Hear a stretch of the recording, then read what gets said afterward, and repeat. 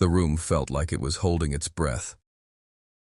Marble columns loomed like silent witnesses over the Senate Oversight Committee chamber, their cold grandeur swallowed by tension. Cameras from every major network lined the back wall, lenses trained on the witness chair. Reporters whispered into hot mics, waiting for another day of manufactured decorum to play out like a tired script. But Jasmine Crockett wasn't here to follow the script. She sat upright, back straight, a slim silver phone in her hand. She didn't raise her voice. She didn't blink. Her fingers tapped the device twice. The kind of quiet motion that screamed louder than any gavel. Play the clip. At first, just ambient static. Then a flicker of an old ballroom. The grainy image emerged like a ghost from digital purgatory, time-stamped, shaky, real. At the podium stood Pam Bondi, Florida's former Attorney General, dressed in emerald silk, her smile wide and careless. And then came the line, "Jeffrey's been a loyal friend to many of us, and I believe in second chances." 14 seconds. That's all it was. The audio cut. The screen faded. But the silence afterward stretched on, taut, unbearable, electric. A rustle echoed from the gallery. One aide dropped a pen. Someone coughed. Bondi's face remained fixed, locked in a mask of nonchalance that now looked paper-thin. Her eyes darted toward her legal counsel, then toward the senators who had once shielded her. Jasmine leaned back slightly, folding her hands like a surgeon assessing a fresh incision. "That clip," she said calmly, "was taken in 2014, at a private legal fundraiser. Ms. Bondi, you testified under oath last year that you had, quote, never spoken publicly about Jeffrey Epstein in any favorable capacity." A beat passed. Bondi adjusted her collar. "I don't recall that event," she murmured, reaching for a bottle of water that seemed suddenly too far away. Jasmine nodded slowly. "That's all right. We'll help you remember." The room didn't erupt. It inhaled, hard. No shouting, no chaos. Just a collective, visceral recognition. Something irreversible had begun. Something that couldn't be walked back with a press release or a polite deflection. This wasn't a gotcha moment. It was an indictment of silence, of proximity, of quiet complicity. And Jasmine Crockett wasn't here to argue policy.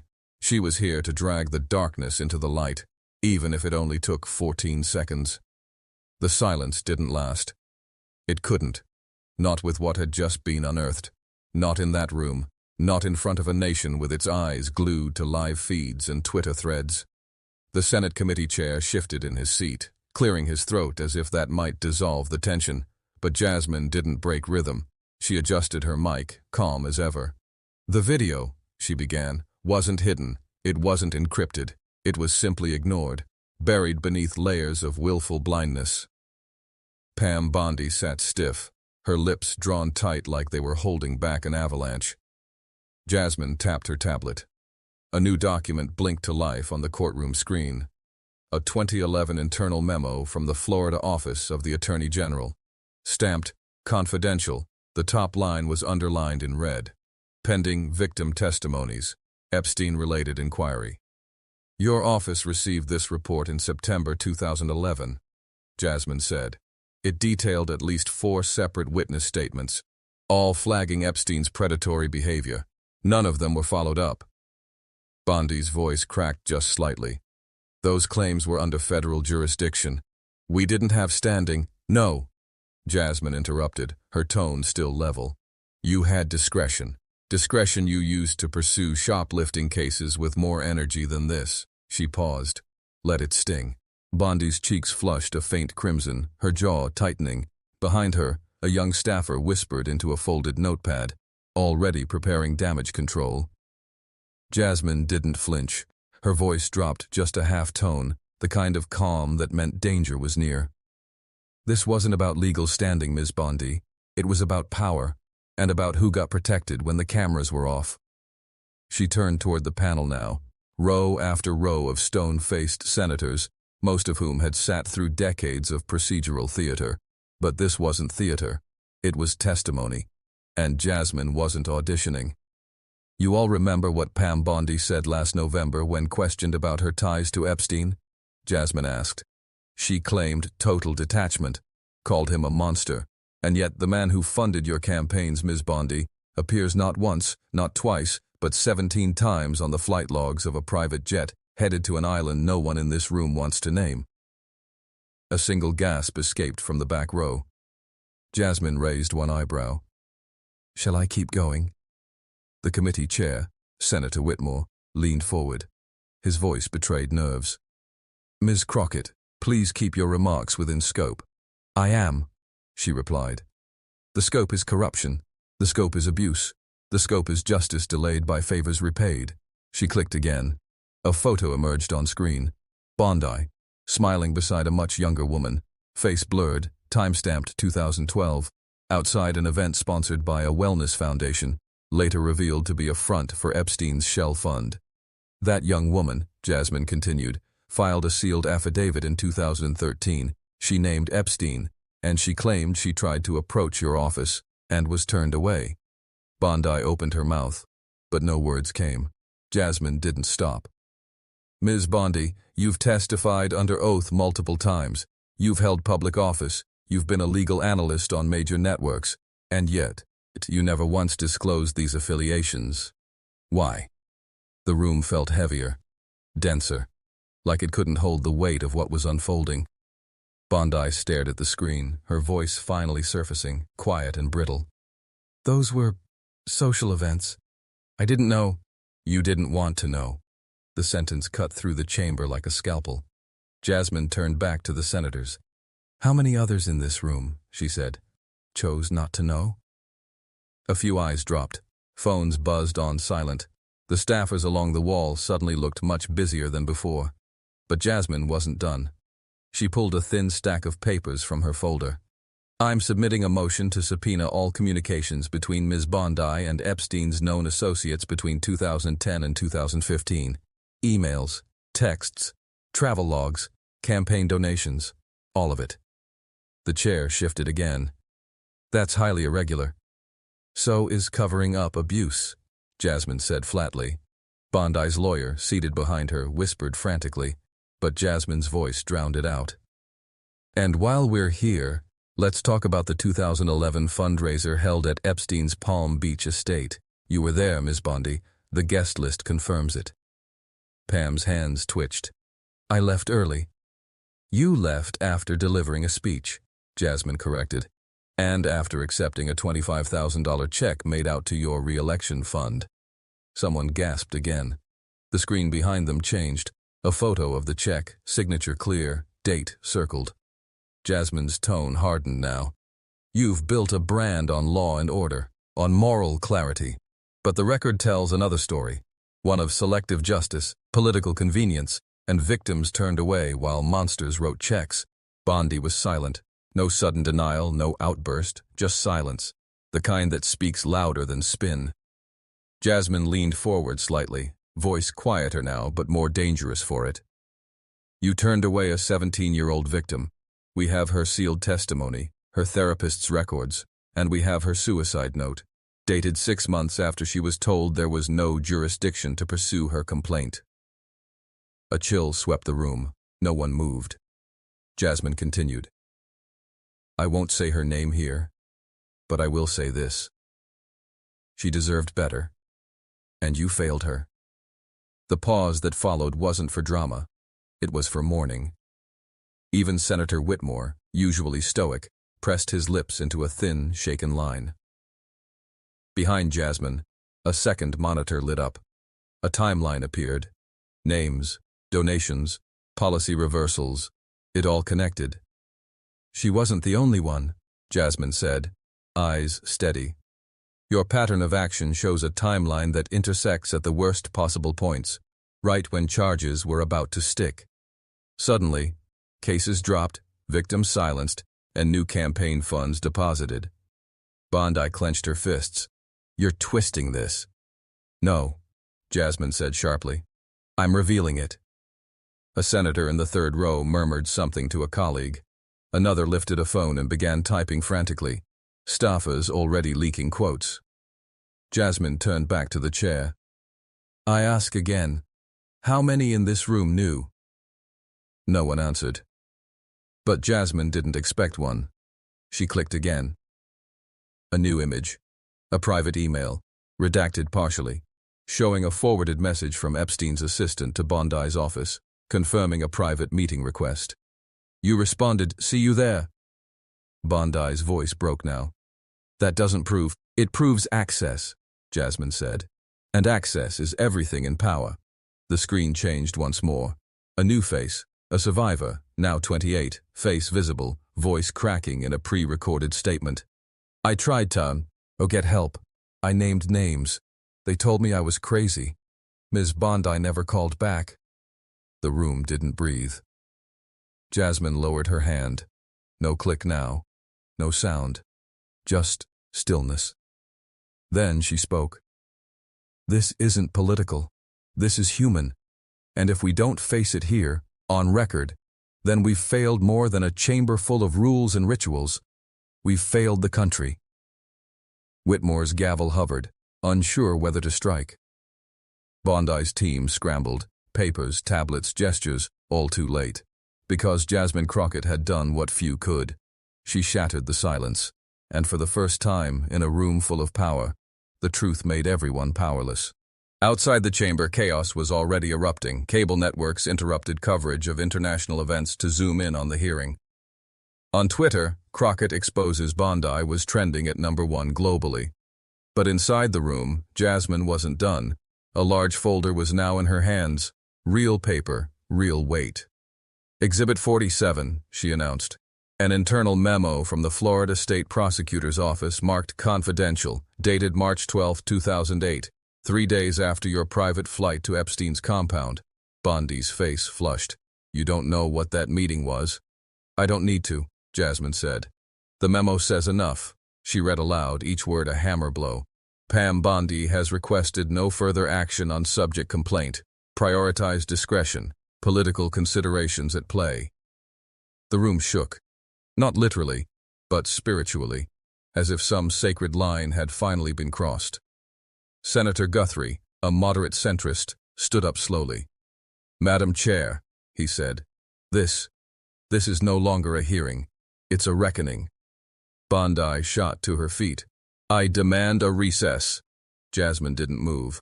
No more hiding behind procedure. You asked for this platform. I'm just using it. Another senator, younger, more radical, whispered audibly, she's burning it down. And maybe she was, because Jasmine turned again to the final set of documents in her hand.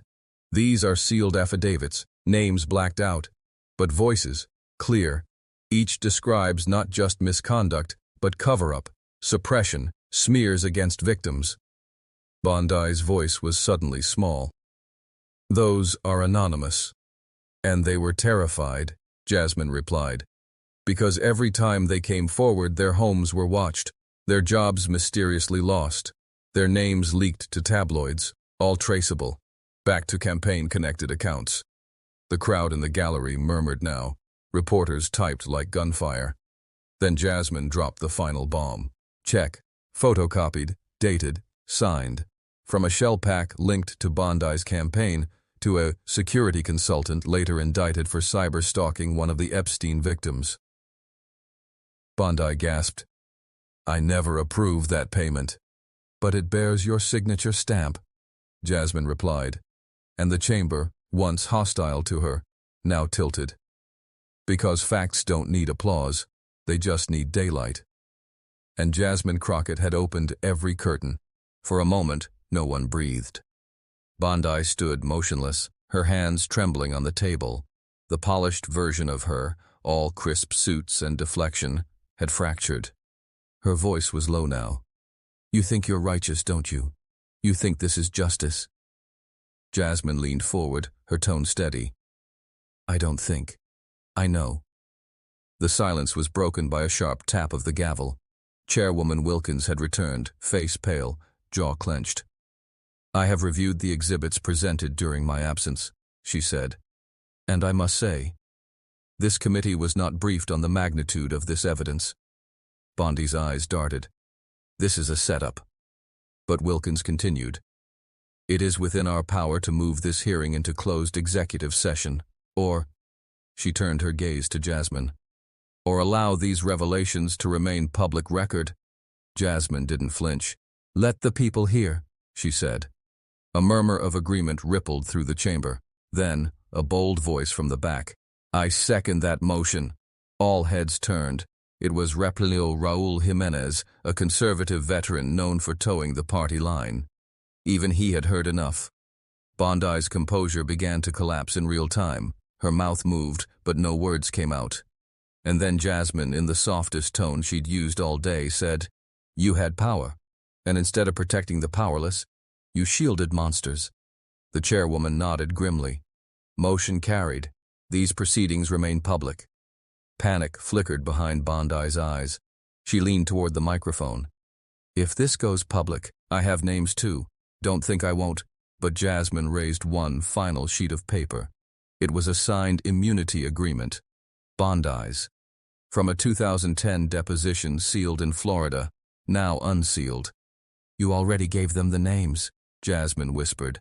And you begged them to hide yours. The gallery exploded. Not with cheers, but gasps, shuffling feet, audible history. Pam Bondi had not, just fallen. She had imploded, and Jasmine stood at the epicenter, not gloating, just silent, watching justice collapse upon a name once thought untouchable. Cameras outside the hearing room captured the chaos spilling into the halls, senators murmuring, aides scrambling, reporters barking into phones. But Jasmine stayed seated, her face unreadable, as if the weight of what had just transpired had not yet fully sunk in.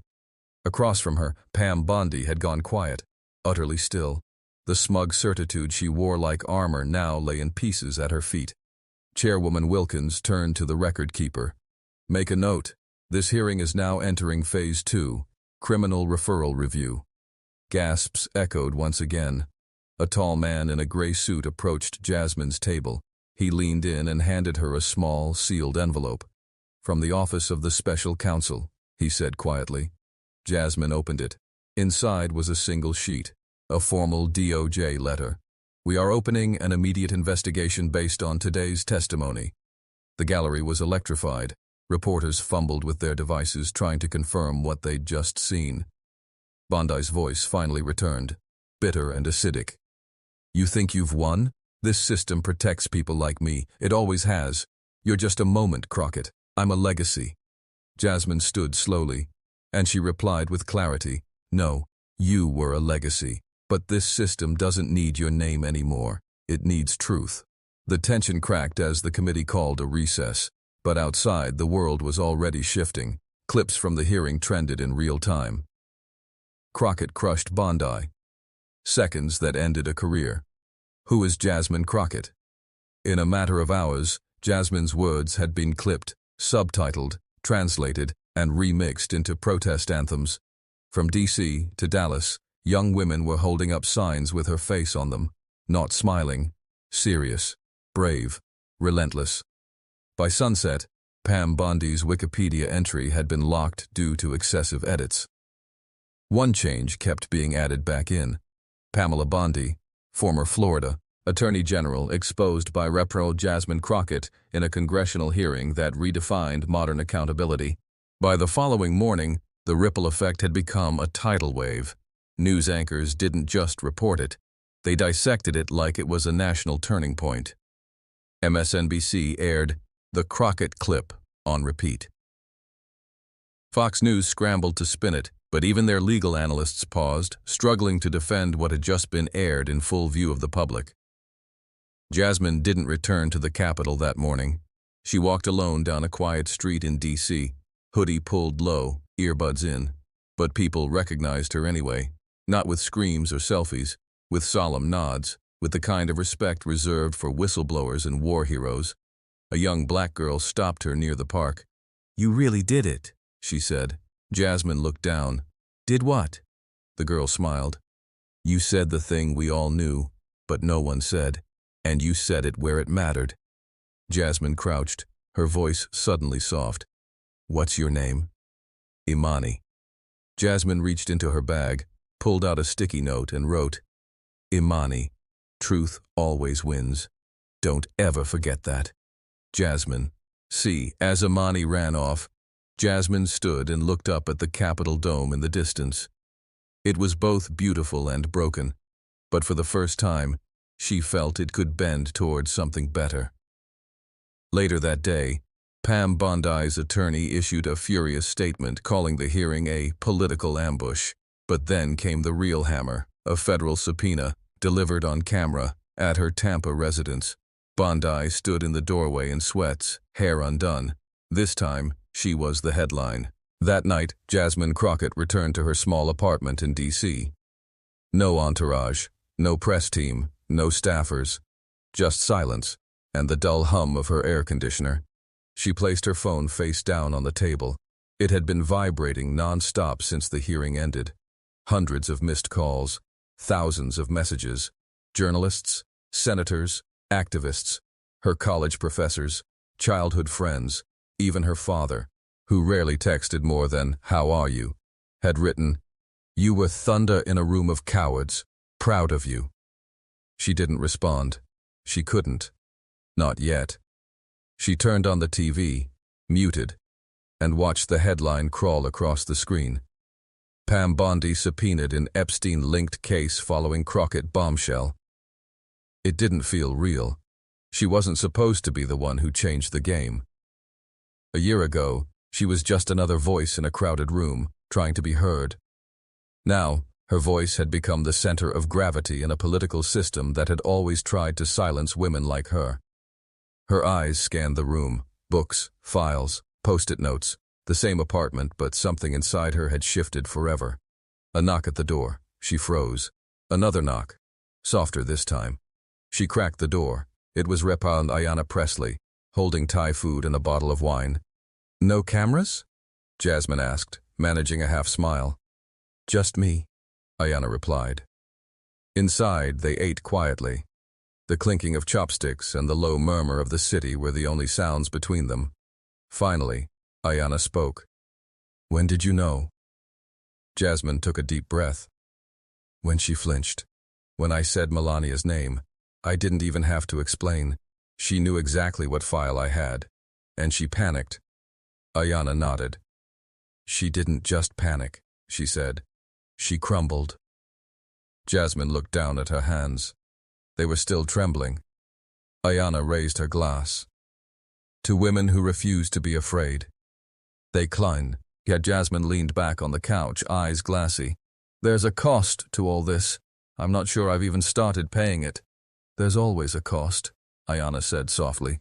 "But you just made it a little cheaper for the next girl who walks into that room." Downtown, the streets weren't filled with chants. Instead, protesters stood in silence, holding signs that said, 14 seconds. She sat her down. Crockett wasn't playing. At the White House, aides scrambled to contain the fallout.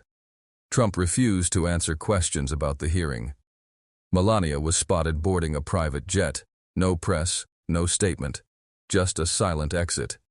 Meanwhile, Pam Bondi's office lights stayed off. No statements, no tweets, no spin. Just a woman, now under federal subpoena, with a file that wouldn't disappear this time. In that moment, the country watched a new kind of accountability unfold, not from judges or presidents, but from a black woman in a congressional seat they tried to overlook. And for once, America didn't look away. Morning broke over D.C., not with a bang, but a reckoning. The Capitol building stood quiet, as if absorbing the aftershock of what had happened. News anchors replayed Jasmine's 14-second takedown of Bondi on a loop. Twitter trended with hashtags like Jasmine Unleashed /Bondi Buried /Crockett 14 seconds. And yet, in a room just blocks away, Trump was seething. He sat at the head of a long wooden table in a private Mar-a-Lago conference room turned war room. The TVs were all muted, but every screen showed Jasmine's face. "This girl thinks she's clever," Trump muttered. "She thinks she embarrassed us." His advisors sat in tense silence. No one dared correct him. "She made it personal," Trump continued. "And now, it's our turn." One of his aides, a thin man with horn-rimmed glasses, leaned forward. She didn't just make it personal, she made it permanent. The Bondi file is already being reviewed by the Oversight Committee. We're running out of time to control the narrative. Trump slammed his hand on the table. Control it, then! But there was nothing left to spin. Back in Congress, Jasmine walked into a chamber filled with eyes, some hostile, some admiring, some uncertain, but none could ignore her now. As she took her seat, Representative Jamie Raskin leaned in and whispered, "You changed something. Don't let them change you back." She nodded, but inside her stomach churned. Because after every public explosion comes the quiet backlash. The phone calls from donors, the veiled threats, the strategic smear campaigns. And still, Jasmine didn't blink. The speaker tapped the gavel. The floor was hers. She stood, not with arrogance but with the gravity of someone who knew what it cost to be heard. "My colleagues," she began, "yesterday I exposed a truth that many already knew but were too afraid to say out loud. Today, I will not apologize for that truth. I will not dilute it. I will not back down, and I will not allow the systems of power to protect predators and punish whistleblowers." Some clapped, some walked out, but all listened. Because Jasmine Crockett had become more than a congresswoman.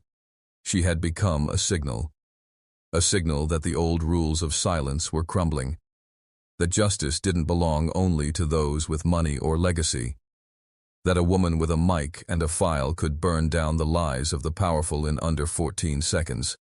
Pam Bondi issued a statement that afternoon. Dry, legal, detached. "I will cooperate with the federal inquiry and remain confident that I acted lawfully at all times." But it didn't matter. The clip had already gone viral. The memes. The side-by-side comparisons. Bondi's face when the file was named. The precise moment she realized she was cornered. It wasn't just a political moment. It was cultural. On college campuses, student unions played the clip on loop. In barbershops and salons, people quoted Jasmine's lines like scripture. And in homes across the country, young girls, especially young black girls, saw something rare. A woman who looked like them, sounded like them, and didn't stutter when power tried to strike back. Melania turned slowly, facing the camera with quiet defiance, her gaze no longer trembling but blazing. This was no longer about loyalty to Donald. This was about reclaiming her name, her voice, her dignity. "Jasmine," she said in a firm, accented voice, "I have something to say." The courtroom stilled again. Even Jasmine froze. Melania stepped forward. The camera zoomed in. The judge leaned forward, intrigued. "For years I have been silent. For years I let them write my story." Her voice cracked only slightly. "But I will not be buried in their crimes. I will not be a symbol of their greed. I was born into poverty. I clawed my way through a corrupt system in Slovenia, and when I came here, I thought I was free."